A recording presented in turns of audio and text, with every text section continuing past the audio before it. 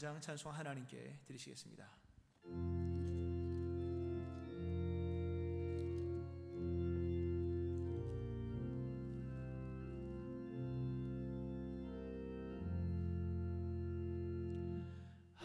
하나님 사랑은 온전한 참 사랑 내 맘에 부어 주시사 충만케 하소서. 내 주님 참 사랑 햇빛과 같으니 그 사랑 내게 비추사 뜨겁게 하소서. 그 사랑 앞에는 풍파도 그치며 어두운 밤도 환하니 그 힘이 크도다. 하나님 사랑은 온전한 참 사랑 내 맘과 영에 채우사 새 힘을 주소서.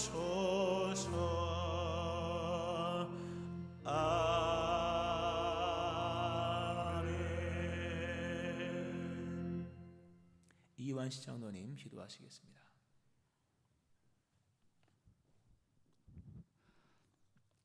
사랑과 은혜가 무한하신 하나님 아버지, 코로나19 바이러스로 인해 모두가 힘든 가운데 있지만 추석 명절 연휴를 가족과 친척들을 만나 즐거운 시간을 보내게 하시고 한 주간도 하나님의 은혜 가운데 지켜주시고 보호하여 주심을 감사드립니다. 거룩하고 복된 주일을 맞아 저희들을 성전에 나와 예배 드릴 수 있도록 불러주셨사오니 지난 한 주간 하나님의 나라와 하나님의 영광을 위해 살지 못하고 세상의 것을 위해 살며 지은 모든 죄를 용서하여 주시고 이 시간 드리는 저희들의 찬양과 감사와 영광을 기쁘게 받아 주시옵소서. 하나님 아버지, 전 세계를 혼란과 두려움 속에 빠지게 하고 있는 코로나19 바이러스가 최근에는 포항에서도 확진자가 계속 발생되고 있어 대면 예배를 드리고 있는 저희들은 많이 걱정이 되고 있는데 저희들을 지켜주시고 조속히 치료제와 백신이 개발되어 바이러스가 소멸되고 자유로운 일상생활이 회복될 수 있도록 도와주시옵소서. 푸른숲 성산교회를 사랑하시는 하나님 아버지, 푸른숲 성산교회가 많은 영혼을 구원하는 방주 역할을 잘 감당하게 하시고 은혜와 진리가 충만한 교회 되게 하시며 하나님의 뜻을 따라 사역함으로 하나님이 기뻐하시는 교회가 될 수 있도록 인도하시고 역사하여 주시옵소서. 하나님 아버지, 이 나라와 이 민족을 불쌍히 여겨 주시옵소서. 해수부 지원의 총경 사망 사건으로 인해 남북 관계는 더 악화되고 국내의 정치와 사회 또한 혼란한 가운데 경제는 계속 침체가 되고 있습니다. 위정자들에게 지혜와 명철을 주시고 국민을 위하는 마음을 주셔서 올바른 판단과 공평과 정의로 이 나라를 이끌어갈 수 있도록 도와주시옵소서. 하나님 아버지, 말씀을 증거하시는 담임 목사님 영육의 강건함을 주시고 성령 충만케 하시며 갑절의 능력을 더하셔서 선포되는 말씀에 권능이 있게 하사 말씀을 듣는 저희들의 심령이 변화되고 새로워지게 하여 주시옵소서. 수고하고 무거운 짐진 자들아 다 내게로 오라 내가 너희를 쉬게 하리라 말씀하신 주님, 육신의 질병과 마음의 상처, 경제적인 어려움과 여러 가지 문제로 힘들어하며 간구하는 성도들의 기도를 들으시고 응답하셔서 저들이 평강과 기쁨을 얻게 하여 주시옵소서. 여러 가지 사정으로 인하여 온라인으로 예배드리는 성도들에게도 성전에서 예배드리는 것과 같은 은혜와 복을 내려주시고 마음과 정성을 다하여 준비한 찬양을 올려드리는 시온 성가대의 찬양을 기쁘게 허명하시고 영광을 받아 주시옵소서.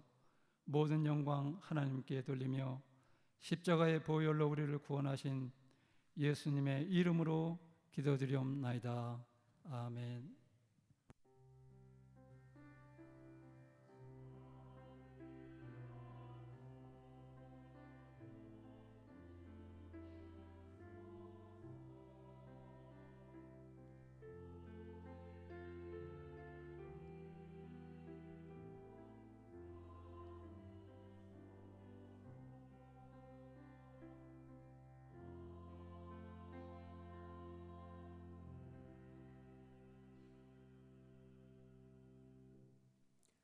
하나님 말씀 누가복음 8장 9절부터 15절 말씀입니다.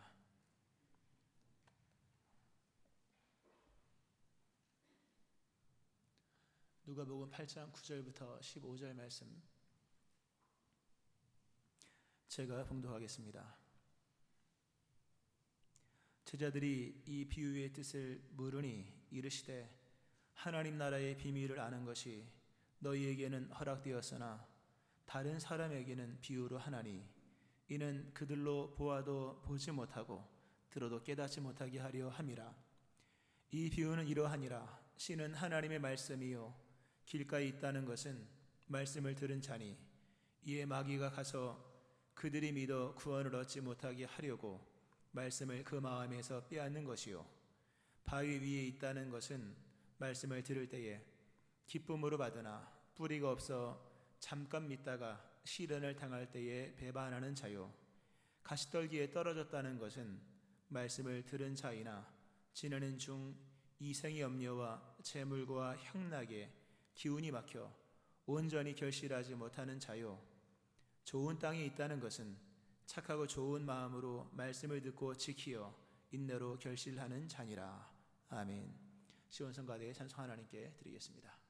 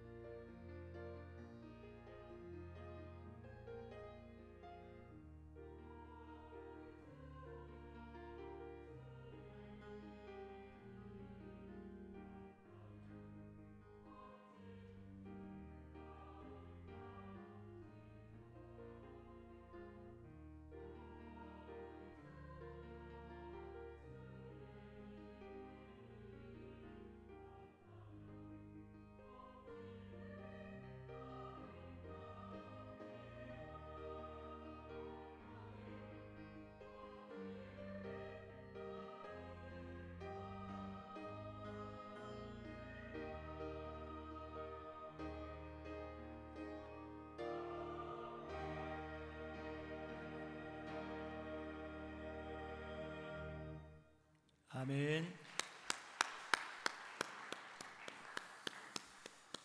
하나님의 크시는 총이 오늘 온라인으로 집에서 예배하시는 우리 성도님들 위해와 우리 시원 성가들 위해 또 함께 예배하시는 믿음의 식구들 위해 함께 하시기를 주의 이름으로 축원합니다. 아멘.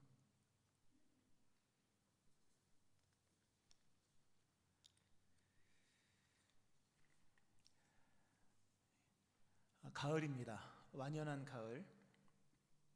완연한 가을 풍성한 계절입니다. 나무에는 과실이 맺혔고 또 들의 벼에는 이제 벼가 풍성하게 익어가고 있습니다. 또 모든 들에 있는 풀들도 씨를 맺고 있습니다. 실로 가을은 추수의 계절이고 열매의 계절입니다. 그러나 우리가 이것을 아셔야 할 것입니다. 그 모든 과일, 그 모든 결실들은 다 씨앗에서 시작을 했습니다. 사과는 사과의 씨앗에서 시작을 했고 감은 감씨에서 시작을 했습니다. 들에 지금 이렇게 풍성하게 자라고 있는 벼들도 봄에 뿌린 씨앗, 벽씨에 의해서 이렇게 결실을 맺게 된 것입니다. 모든 가을의 씨앗들은 다 언젠가 떨어진 그 결실들은 언젠가 떨어진 씨앗에 의해서 맺어지게 된 것입니다. 사과를 얻기 위해서는 사과의 씨앗으로만 사과를 얻을 수가 있습니다. 사과의 씨앗을 심지 않고서는 사과를 거둘 수가 없는 것이죠.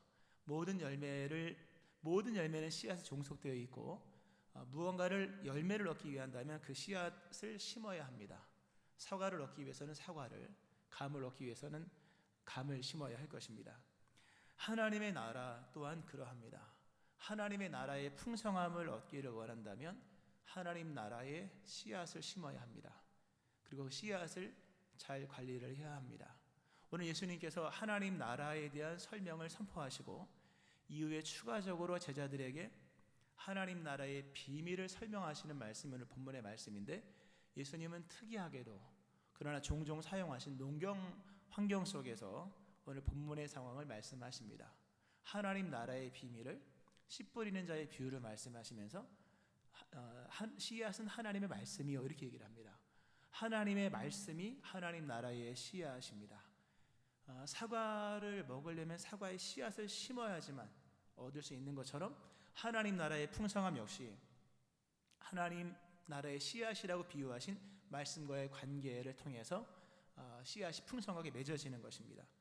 그러니까 하나님 말씀 아닌 다른 것으로는 하나님의 나라의 결실을 얻을 수가 없는 것입니다. 물론 그것은 하나님 씨앗으로 비유하신 하나님의 말씀은 근본은 성경이고 진짜 핵심은 그리스도 예수죠.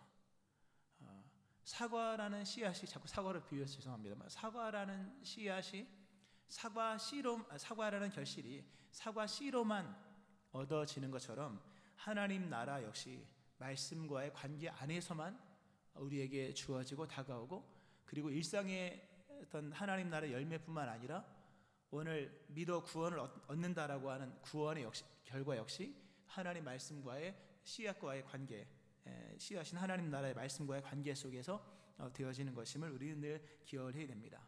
그러니까 하나님의 말씀은 하나님 나라의 씨앗과 같으며, 그러므로 우리의 삶의 하나님 나라의 풍성함을 우리가 누리기를 원한다면 하나님 말씀과의 관계를 아주 긴밀하게 해나가야 된다는 사실입니다. 특별히 오늘 예수님께서 이 하나님 나라의 씨앗이라고 비유하신 하나님 말씀과 우리와의 관계를 설명하시면서 그 중요성을 설명하시면서 농경 배경으로 설명하셨다는 부분을 봐야 됩니다. 예수님 농사에 대한 비유를 얘기하지 않습니까? 우리가 농사를 우리는 좀 쉽게 생각을 합니다. 은퇴하고 나서 귀농해서 농사 지으면 살겠다 이렇게 얘기를 합니다만, 농사는 그렇게 쉽게 할 수 있는 것이 아니죠. 농사의 핵심은 관리입니다. 농사는 절반은 토양 관리이고 절반은 식물 관리입니다.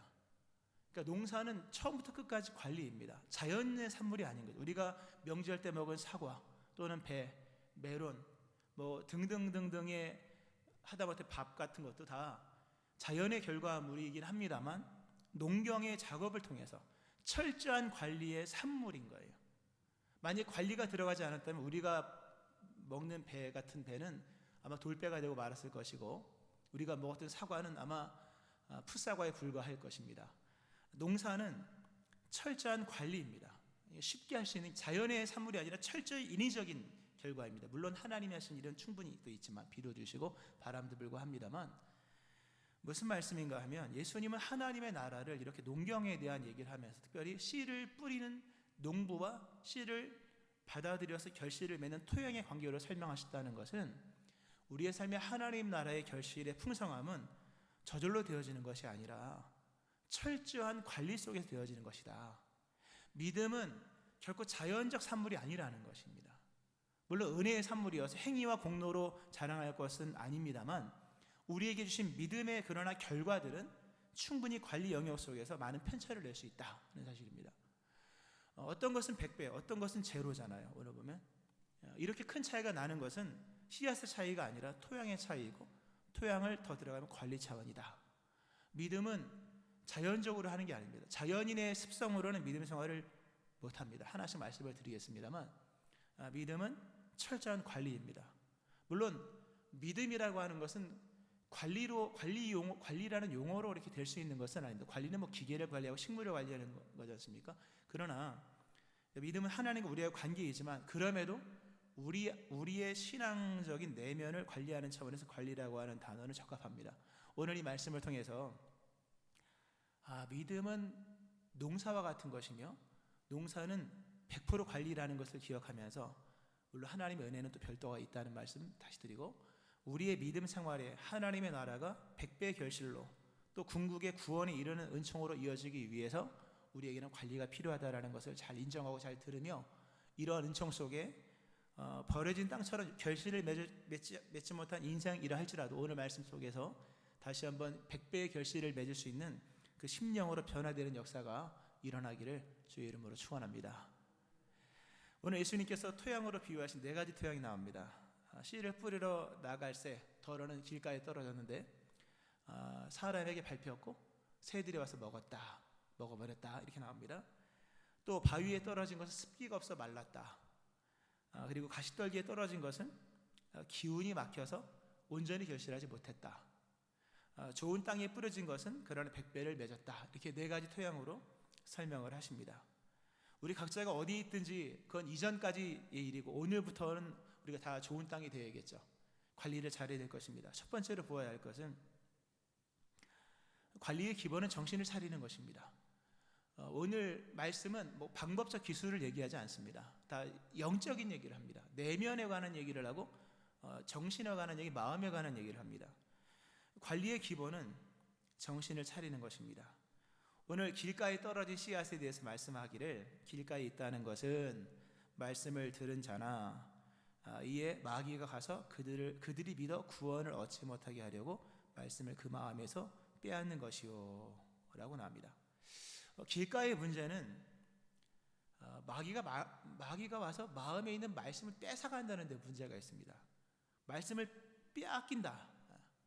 이 빼앗아간다라는 이 헬러 원문이 제거해버린다라는 뜻입니다. 마태복음에서는 강탈해가다라는 뜻인데, 누가복음에서는 이 제거해버린다, 아예 없애버리는 겁니다. 이 표현이 요한복음에서도 나와요. 15장 2절에서 포도나무의 비유, 무릇 4개에 붙어있어 열매를 맺지 아니하는 가지는 아버지께서 그것을 제거해버리시고, 그 제거해버린다, 그 단어가 바로 오늘 본문 12절에 나와 있는 마귀가 말씀을 빼앗아간다 라는 것입니다. 마귀가 와서요, 길가는 문제가 이겁니다. 마귀가 말씀을 듣긴 들었는데 마귀가 말씀을 가져가 버립니다. 완전히 제거를 해버리는 것입니다. 그러니까 그 속에 말씀이 없는 거예요. 이 문제죠. 여러분, 믿음의 결과는 구원이잖아요. 오늘 보면 믿어 구원을 얻는다 이렇게 나오잖아요. 구원 얻지 못하게. 그러니까 믿음의 결론은 구원입니다. 그러나 믿음이라고 하는 것은 말씀의 사건이라는 것을 명심하셔야 됩니다. 믿음은 자연스럽게 되어지는 것이 아니라 말씀의 사건인 거예요. 말씀이 그 속에 없으면 믿음은 절대로 생기지 않습니다.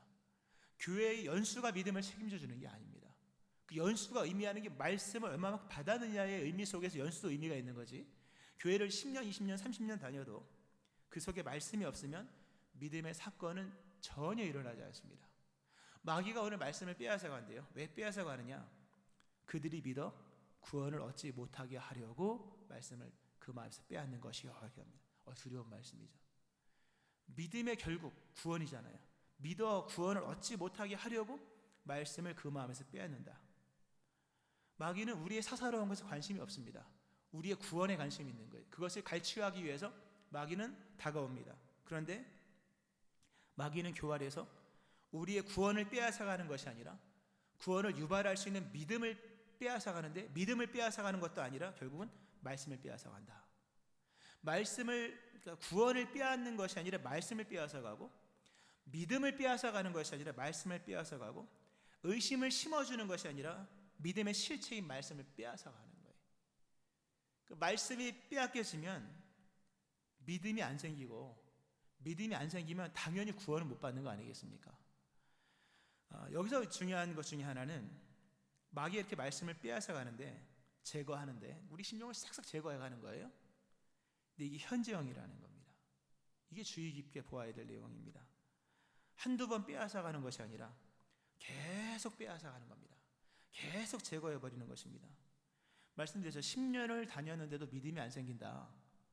왜 그렇겠습니까? 말씀의 사건이 일어나지 않은 거예요. 왜 말씀의 사건이 안 일어났을까? 말씀을 빼앗겼기 때문입니다. 그것도 계속. 한두 번 빼앗긴 거야 이해가 되지만 계속 빼앗기면 되겠느냐라는 겁니다. 어느 누구도 말씀 없이 믿음 생활 10년이 아니라 100년을 다녀도 그에게 믿음이 생겨지지 않습니다. 그 말씀을 절대로 빼앗기면 안 됩니다. 어제까지 빼앗겼는지 몰라도 이제는 멈춰야 됩니다. 오늘 마귀가 자기 집 드나들듯이 계속 말씀을 빼앗아가는 거예요. 이 현재형입니다. 원문상 읽어보면 계속 말씀을 제거해 가는 거예요. 결국 이 문제의 원흉은 마귀지만, 마귀가 이렇게 우리의 심령 속에서 믿음의 사건을 일으키는 말씀을 계속 빼앗아 간다고 하는 것은 그 사람이 각 심령, 우리가 정신을 안 차리고 있다는 얘기입니다. 한두 번 빼앗기는 거야 뭐 힘의 논리일 수 있겠으나, 사실 마태복음에서 강탈해 간다라고 하는 것은 뭐 힘의 논리잖아요. 그럼 오늘 본문의 제거는, 이거는 힘의 논리가 아니라 이건 관심이고 정신의 문제인 거예요. 여러분이 믿음 생활을 잘 하셔야 됩니다. 하나님 말씀을 잘 관리하셔야 돼요. 하나님의 나라는 오직 하나님 말씀이라고 하는 그 씨앗에서만 맺어지는 거예요. 그러니까 말씀을 빼앗겨 버리면 여러분의 삶에는 하나님의 나라가 없는 거예요. 하나님의 나라가 없으면 뭐 더 큰 문제 굳이 설명하지 않아도 아시겠죠. 이런 근본의 원인은 빼앗아가는 마귀도 문제이지만 계속 빼앗기는 본인의 문제가 있다는 거예요. 정신을 차리지 않았기 때문입니다.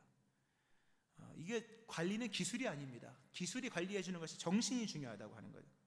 성경은 말씀합니다. 베드로가 얘기합니다. 근신하라, 깨어라. 너희 대적 마귀가 우는 사자같이 두루다니며 삼킬 자를 찾나니 너희는 믿음을 굳건하게 하여 그를 대적하라. 마귀를 대적하는 그 첫 번째 단계가 뭐냐 할 때 정신을 차리는 거예요. 정신 차리시기를 축원합니다. 설교 말씀드릴 때 정신을 차리고 잘 들어야 할 것이며, 듣고 난 이후에도 뭘 들었는가 기억해야 될 것이며, 끊임없이 유지해 나가는 단계가 굉장히 필요합니다. 성경 계속해서 말씀합니다. 만물의 마지막이 가까웠으니 그러므로 너희는 정신을 차리고 근신하여 기도하라. 만물의 마지막에 행할 것, 정신을 차리는 것부터가 중요한 것입니다. 우리는 정신을 차려야 합니다. 말씀을 빼앗기지 않도록. 오직 농경이잖아요. 농부가 봄날에 흙을 갈아엎습니다. 농부가 봄에 행하는 아침부터 저녁까지 행하는 모든 그 일들, 흙을 갈아엎고 하는 모든 것은 절대 목적 하나입니다. 씨앗을 잘 받기 위해서. 너무나 중요한 말씀입니다.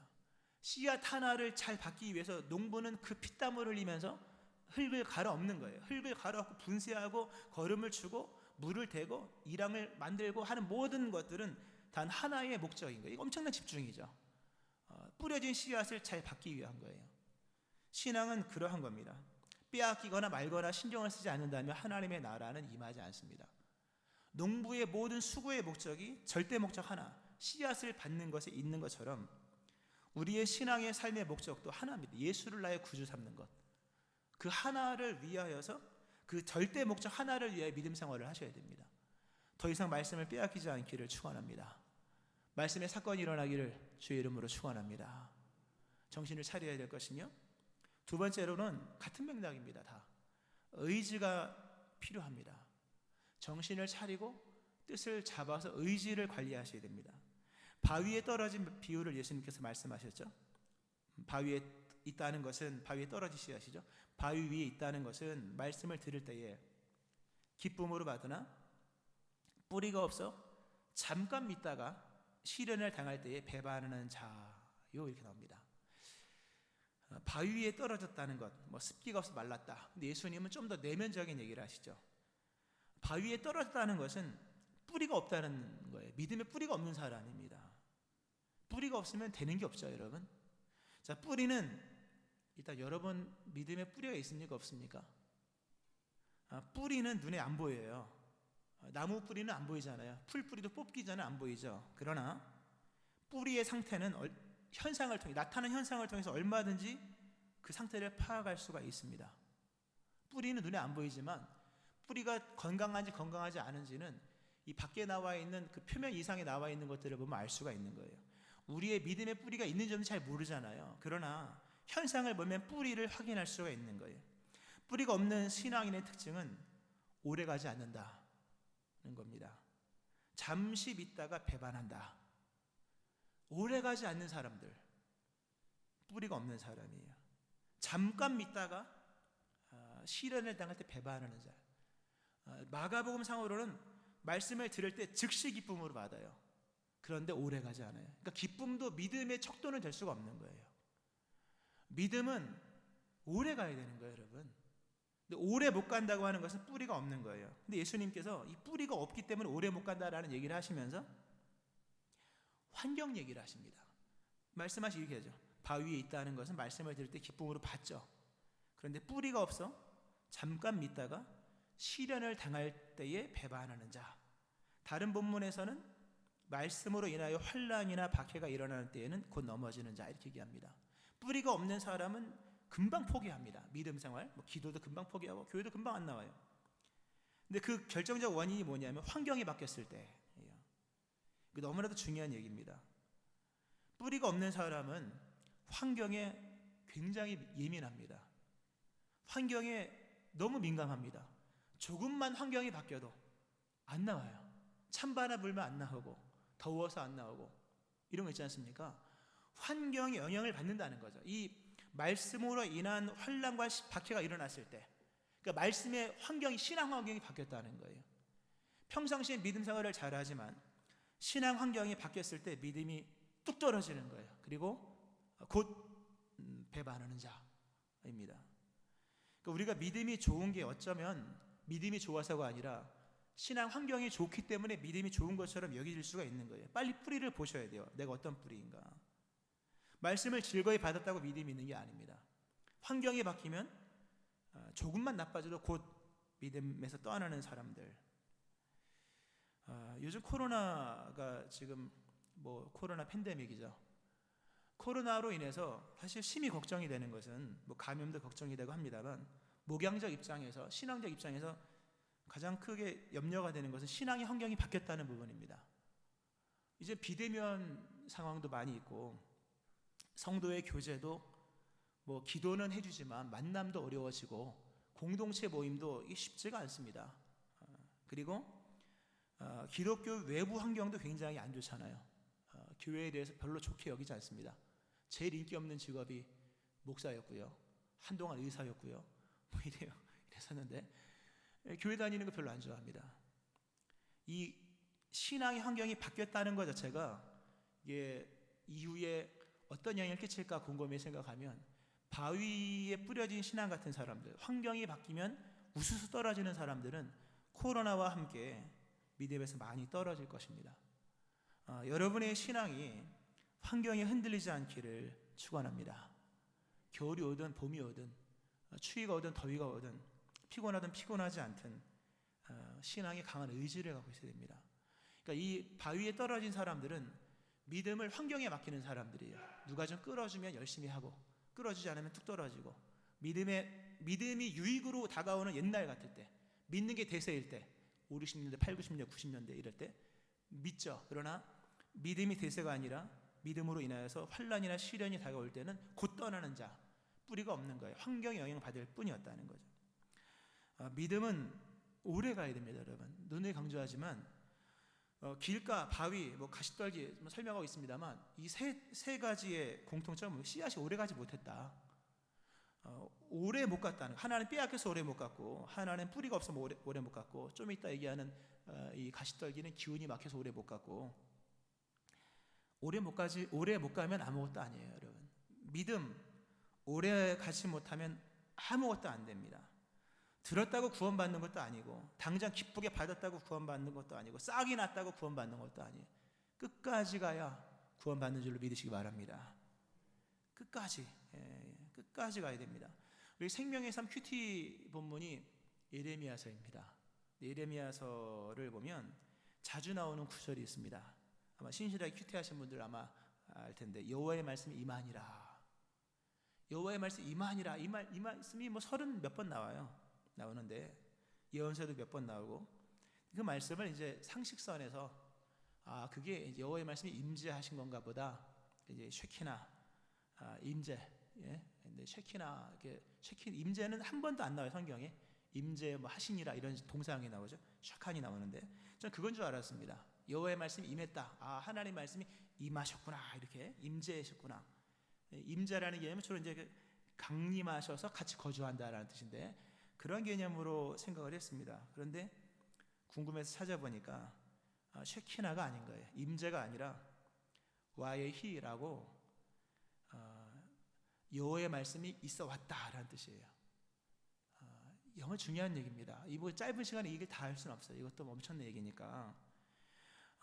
여호와의 말씀 임하니라, 이게 새로운 말씀이 이렇게 쫙 임한 영감 이런 말씀인 줄 알았는데, 찾아보니까 그 뜻이 아니라 이미 오래전에 있었던 말씀이 계속 있었다는 거예요.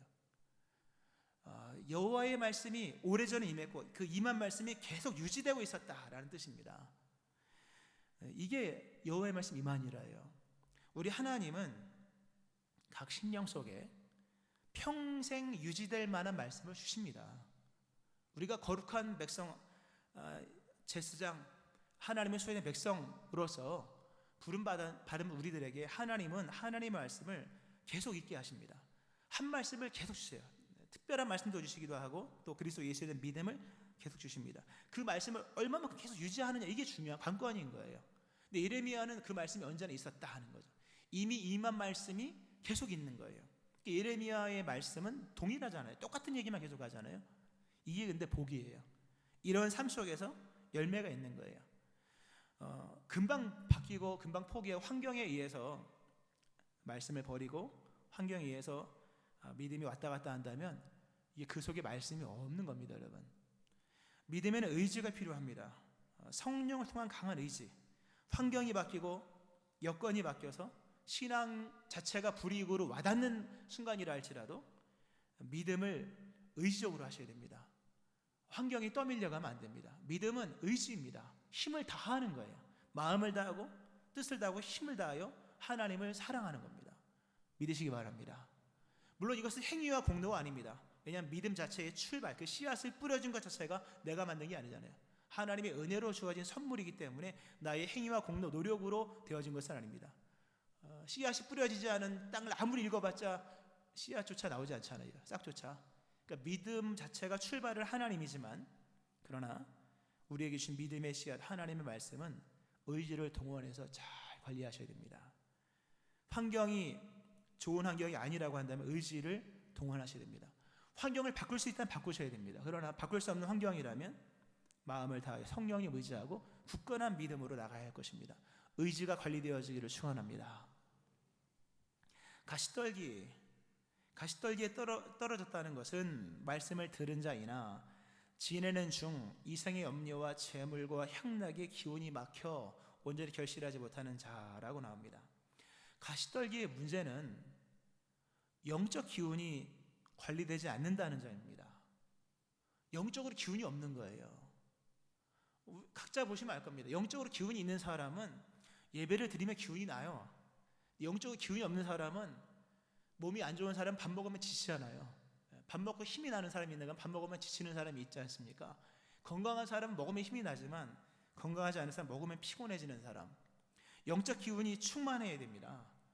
영적 기운이 충만하지 않은 사람 예배도 피곤하고 주일도 피곤하고 만남도 피곤하고 다 피곤한 거예요. 그거는 영적 기운이 없는 거예요. 기운이 막혔다라고 하는 이 단어가 나오는데 원문상의 뜻은 질식하고 있다는 거예요. 질식당하고 있다. 기운이 막혔다. 이생의 염려와 재물과 향락의 기운이 막혀 온전히 결실하지 못했다. 질식당하고 있다는 겁니다. 뭔가 내 숨통을 쪼이고 있다는 얘기입니다. 질식당하면 잠에서 죽잖아요, 여러분. 굉장히 무서운 얘기입니다. 우리가 두려워해야 될 얘기죠. 영적으로 질식당하고 있는 거예요. 숨통이 반쯤 쪼여져 있는 겁니다. 당연히 열매가 좋을 리가 없는 거죠. 여러분의 숨통이 확 트여지길 축원합니다. 만물의 신선한 그 생기의 충만함이, 그 얼마나 하나님이 생기를 넣었을 때 충만함이 있잖아요. 여호와의 생기가 들어갔을 때 마른 뼈가 군대로 일어나는 거죠. 이 생기는 충만해야 될 것인데 이런 충만함이 있기를 축원합니다. 이런 충만함이 있어야 되는 것인데 기운이 막혔다. 왜 기운이 이렇게 막혀서 영적 기운이 질식 상태까지 이르게 되었을까? 근본의 원인은 지배적인 관심이 다른 데로 이탈됐기 때문입니다.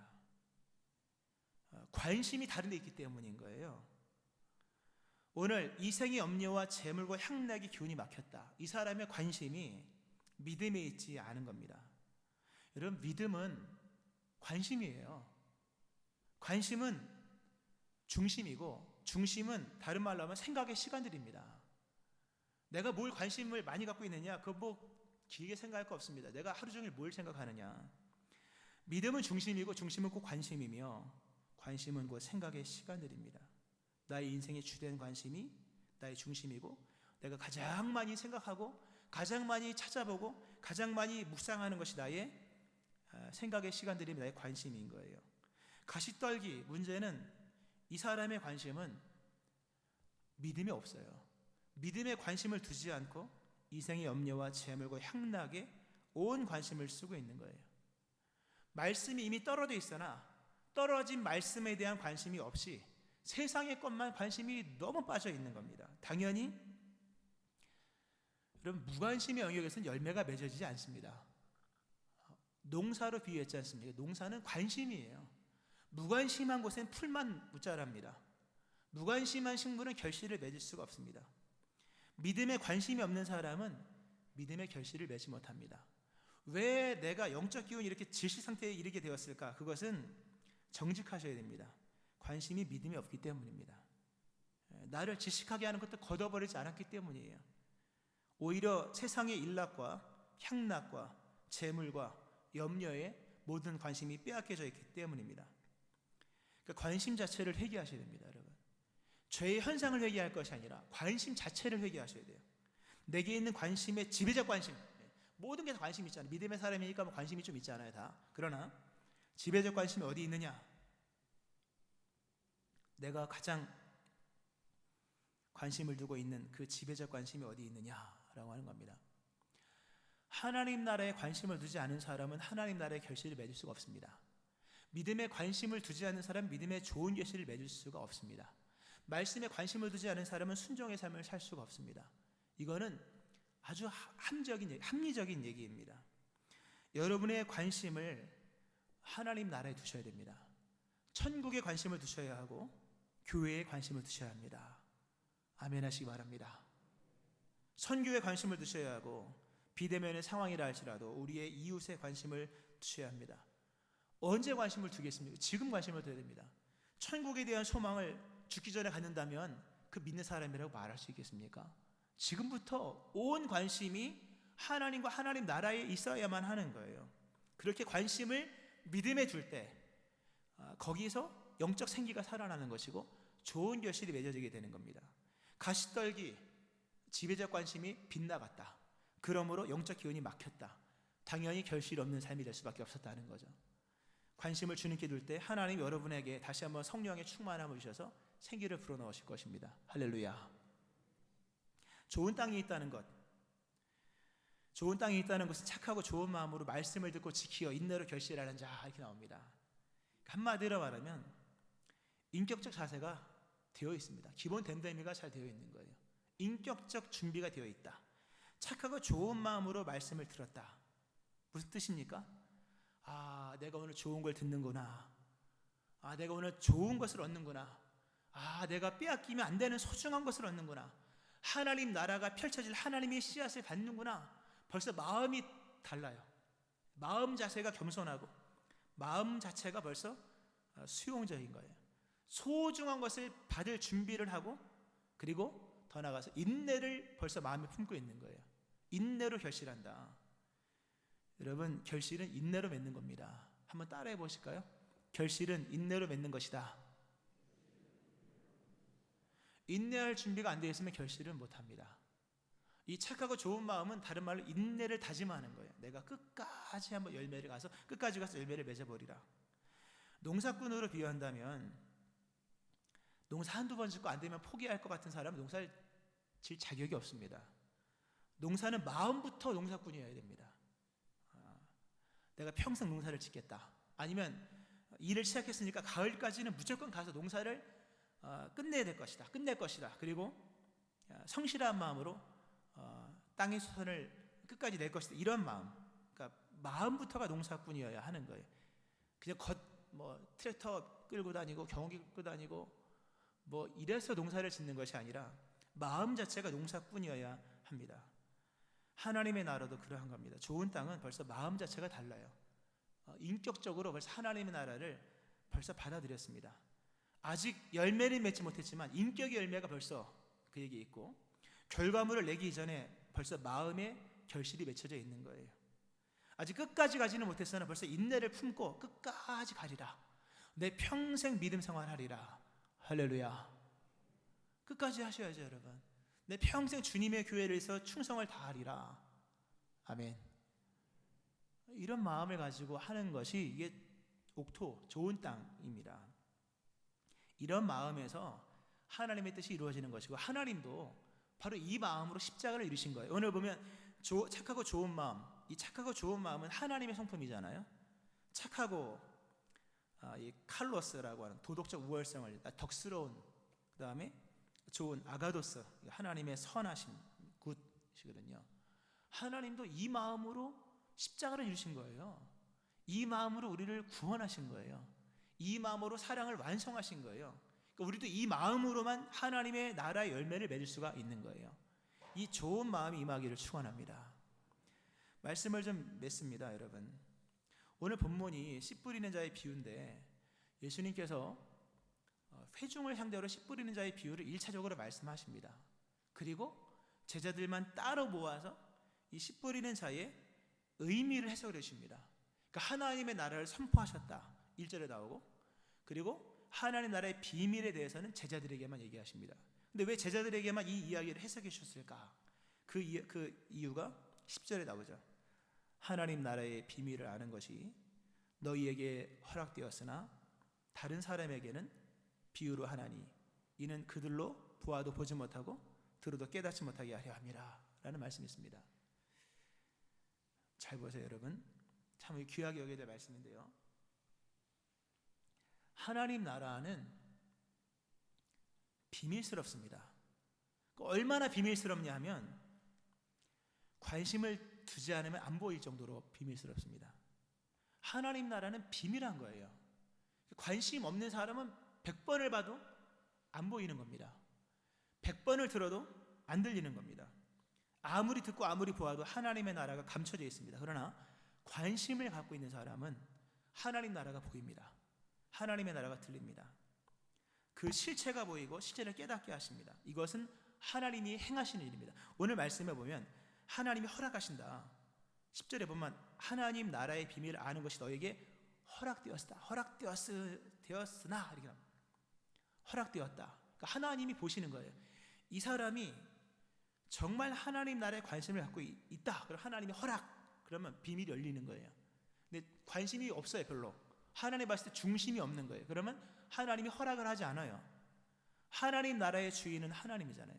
하나님이 허락하지 않으면 그 나라의 비밀이 안 보이는 겁니다. 쉽게 설명하면 이런 내용입니다.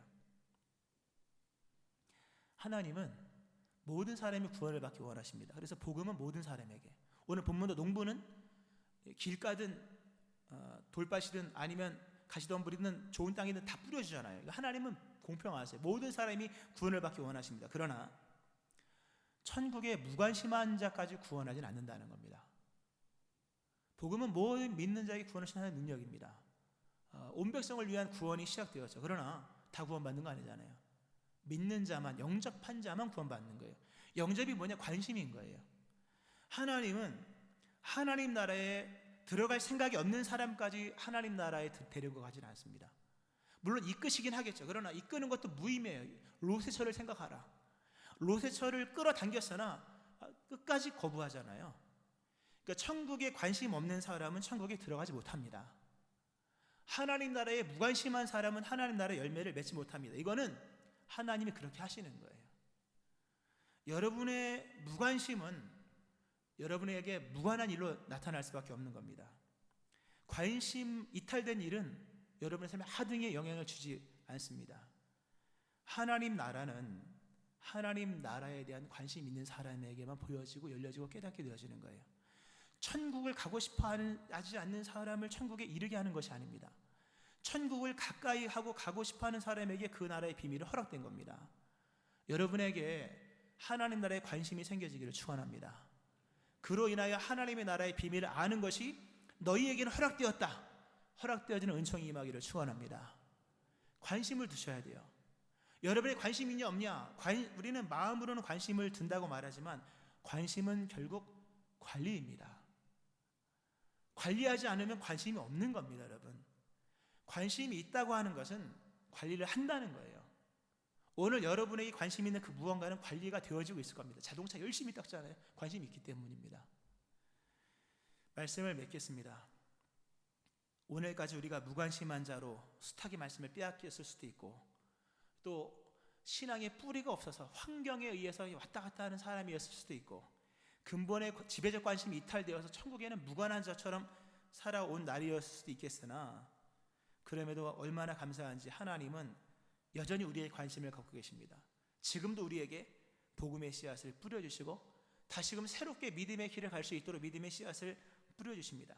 이제는 마음을 새롭게 하셔서 하나님 나라의 씨앗인 하나님의 말씀, 근본 그리스도 예수를 소중하게 여기셔야 됩니다. 하나님의 나라는 말씀 아니고는 하나님 나라의 씨앗인 말씀이 아니고서는 하나님 나라의 결실을 맺을 수가 없습니다. 누구도 예수님이 아니고서는 구원을 받을 수가 없습니다. 이제 관심을 두셔야 합니다. 예수님과 나와의 관계를 개선하셔야 됩니다. 이대로 자연적으로 가는 것은 포기나 다름없는 겁니다. 믿음은 관리입니다. 관심을 두시기 바라고 관리하시기 바라며, 새로운 신앙의 결단과 관리 속에 올 가을 또 이어지는 모든 삶 속에 풍성한 결실과 근본 구원의 역사가 일어나기를 주의 이름으로 축원합니다. 아멘. 기도하시겠습니다.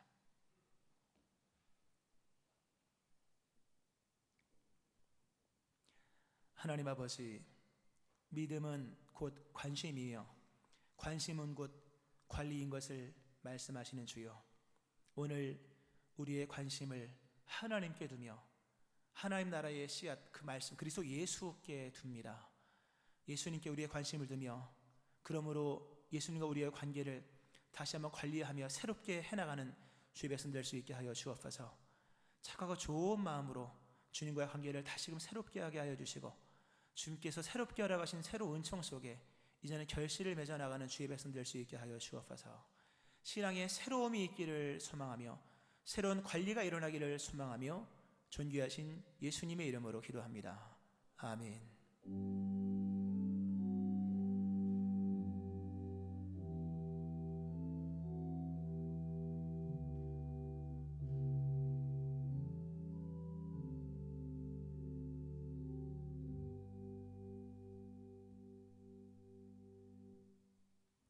찬송가 315장 찬송 하나님께 드리시겠습니다.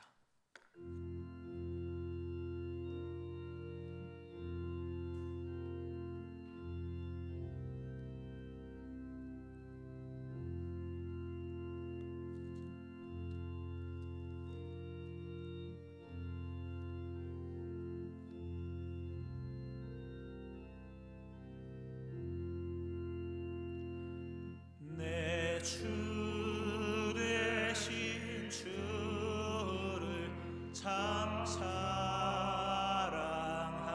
사랑하고 곧 그에게 죄를 다 고합니다.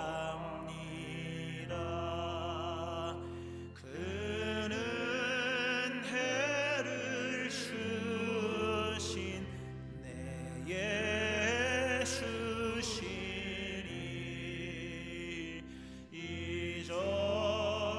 이전보다 더욱 사랑합니다. 주 날 사랑하사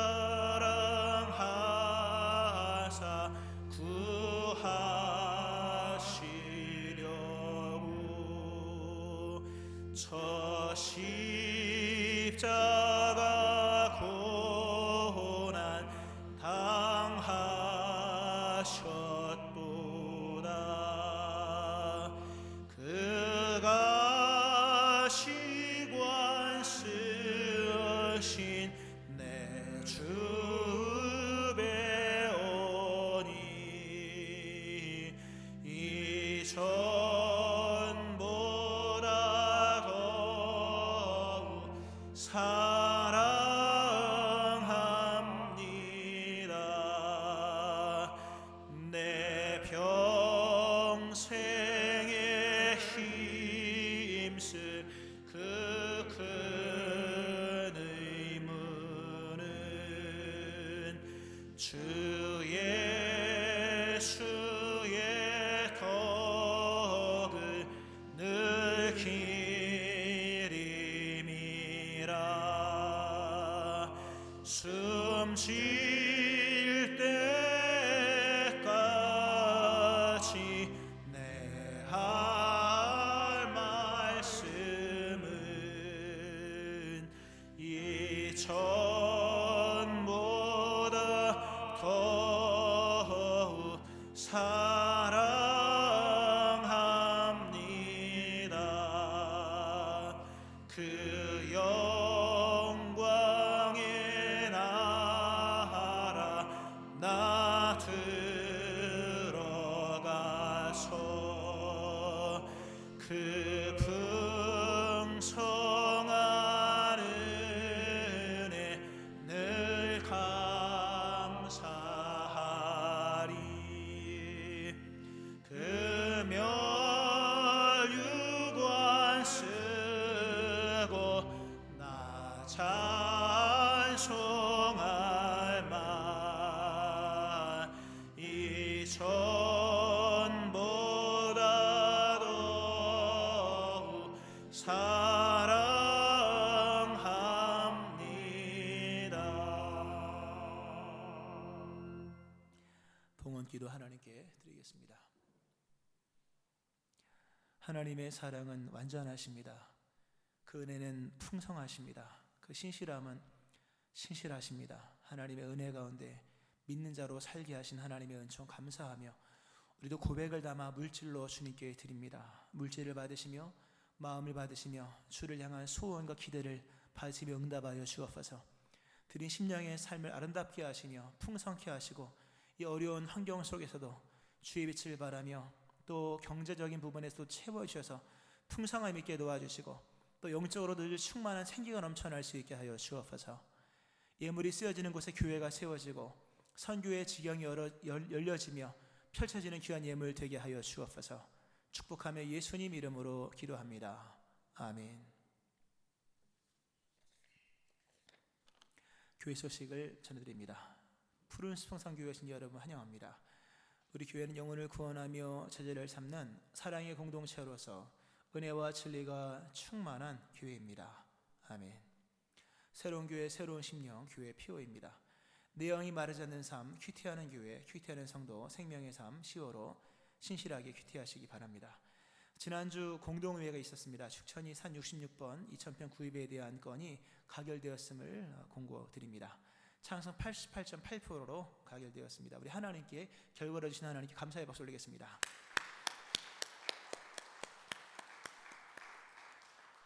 삶의 자리에 쓰는 릴레이 기도 계속 이어집니다. 기도가 교회를 순결하게 합니다. 10월 월삭 새벽 기도가 내일 새벽 5시에 있습니다. 한 달에 한 번 있는 새벽 기도 함께 참여하시기 바랍니다. 하방이 가르치는 사역이 이번 주에 개강을 하는데요. 신청자가 5명 이하 시에는 개강하지 않습니다. 양해 부탁드립니다. 공동체 리더 교육 다음 주일 오후 3시부터 4시까지 있습니다. 다 참여하시고요. 교육 시간은 짧습니다. 내용도 짧습니다. 비대면 상황에서 공동체 어떻게 섬길 것인가에 대한 시간이니까요. 다 참여하시기 바랍니다. 교육자 하반기 교육을 10월 20일부터 한 주 동안 하도록 하겠습니다. 특별 금요 성령 집회를 합니다. 우리 부교육자, 우리 교육자들이 다 준비를 하여서 주여 내게 은혜를 주옵소서라는 주제로 4번에 걸쳐 합니다. 많은 참여 기도 부탁드리겠습니다. 신년 목회를 위한 정책당회를 이번 주 금요일에 합니다. 경북노회 정기노회가 다음 주 월요일 오후 2시부터 8시 우리 교회에서 있습니다. 기도 부탁드리고요. 현장 예배, 온라인 예배에 힘써 참여하시기 바라고요. 대학 입시생을 위한 기도 부탁드리겠습니다. 나머지는 참고하시겠습니다. 서로 인사하시겠습니다. 잘 되고 있습니다. 믿음으로 삽시다.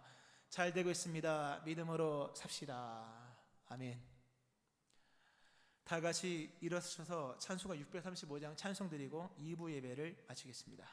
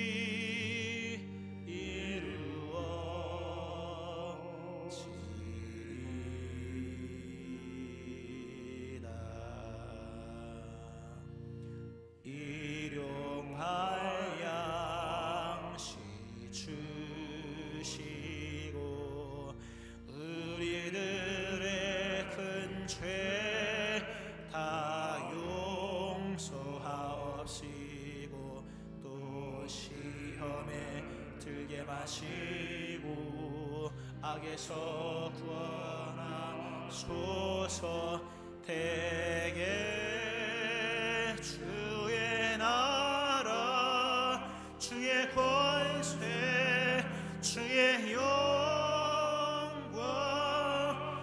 영원히